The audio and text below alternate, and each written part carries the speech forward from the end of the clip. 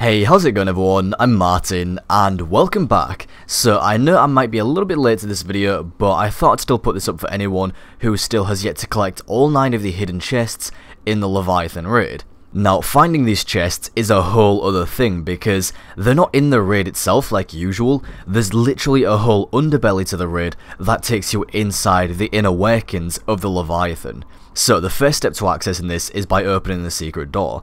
To do this, as you spawn in at the beginning, head down the path, but instead of going up, head down beneath the path, and there's a door with 6 levers inside, all numbered 1 to 6 from left to right, and you need to enter this code: 1, 5, 3, 2, 4, 6. You can open this door solo, but you have to be quick. However, there's some parts later on where it's still possible to do solo, but to actually open the chests, you'll probably want a fire team of at least 4 people, because it'll make it way easier, as you'll see in a moment. Now head back up the way you normally would, and about halfway up where those launch pads are located, there'll be a hole in the wall with a pipe leading inside that was previously closed off, and this will lead into the underbelly. This place is pretty crazy, just how far it stretches out with all the different corridors and tunnels and elevators and side paths, and it even connects all of the raid encounters, so you can actually head this way and come out some secret passages that lead straight into encounters through secret doors. All the way to Callus. It's insane, but you do need the checkpoints to be able to actually access them. You can't just go through this way and skip the entire raid. But it's still pretty crazy. It's actually quite impressive how much detail went into this whole secret underbelly. Now there are also some other entrances into the underbelly, such as behind a waterfall, or by activating some pressure plates that open another door, but we're just going to go through this way for this video.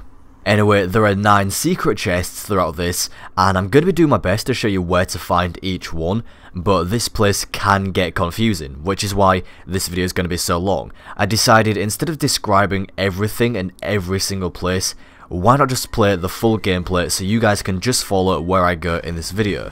Notice that the names for each area are displayed under the radar in the top left hand corner, so keep an eye on that if you're not sure which area you're in. So the first chest is in the transfer room. Each chest will require a specific key to be able to open them. So this one, for example, would require the transfer key, which you get randomly from the raid. You don't get a specific key from a specific encounter. Each encounter will just give you a random key. Now, the reason I say you'll probably want at least 4 people to do this is because the chests are locked behind doors, and to open them, there are going to be rooms filled with these little enemies called Watchers, which are like these little robot things. You need to kill all 4 of them quickly, because if you don't and they spot you, they'll trigger an alarm to call in more enemy reinforcements. You can tell which way the Watchers are looking because of the direction the bright red light is facing. You obviously want to stay out of this red light and avoid being detected. If you mess it up, you can easily reset it by killing all the enemy reinforcements in the room as well as the Watchers and going back to the door. Also, a tip for you here is that each area with Watchers in them also has multiple entrances, so what you can do is you can have your team split up into different doors and assign each person to a Watcher, so that way you don't have to have some people sneaking around to the other side of the room in order to set up. They can just come straight out of the door and kill their Watcher. Swords are also really good for this because the uppercut can one-hit the Watchers, and if you have a Hunter on your team, have them turn everyone invisible because the Watchers won't be able to detect you.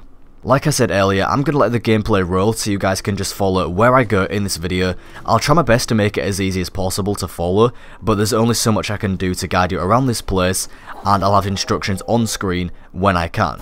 If you do happen to come across any of the secret doors that lead into the encounters themselves, do not go through them because it can mess you up and you might have to reset. Anyway, I hope that this video helps you out. If you guys would like to see any videos in particular from me, such as more trials highlights, weapon reviews, guides and such, do be sure to let me know in the comments, or if you have any questions, also do be sure to let me know. As always, thank you all very much for watching, positive ratings are greatly appreciated, and I'll talk to you next time.